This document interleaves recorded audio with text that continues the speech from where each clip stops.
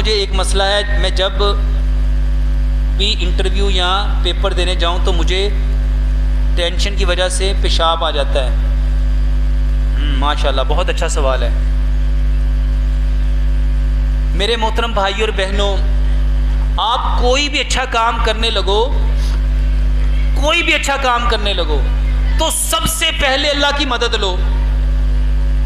یہ wash room جو ہے، اس میں ہم جانے کی کیا دعا پڑھتے ہیں؟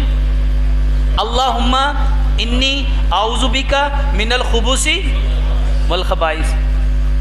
میرے محترم بھائیوں، پیشاب کی حاجت آئے گی تو بندہ جائے گا کہاں؟ کہاں جائے گا؟ بیت الشیطان میں۔ کہاں جائے گا؟ اب اس کو حاجت کیوں ہوئی؟ کیونکہ شیطان یہ چاہتا ہے یہ کامیاب۔ سوال کیا اس کا؟ جب بھی کسی امتحان میں یا کسی بھی انٹرویو کے لیے گئے تو کون آیا؟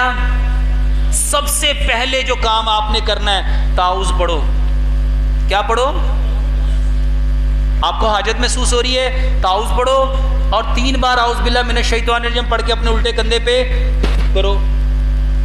اس کے علاوہ اگر آپ کو اس کی حاجت محسوس ہو، آپ اپنے من کو، اپنے برین کو ایک لمحے کے لیے صرف ایک میسج دو، یہ عمل شیطان کی طرف سے ہے، یہ عمل جو مجھے میری کامیابی کی پہلی سیڑھی سے روک رہا ہے۔